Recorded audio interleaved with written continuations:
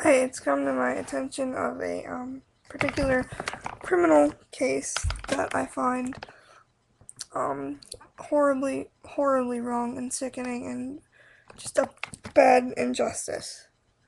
There's a group called the West Memphis Three, West Memphis Three, like in Arkansas somewhere in there, and they're accused of satanic rituals, and they didn't do anything. Like three little boys got killed, but like there's no like real evidence. I don't know how to explain. I'm just asking all of you to to please help out any way you can. I'm posting the website in the description box.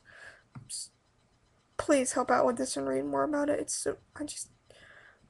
really hard for me to explain, but just please click on the link and help out.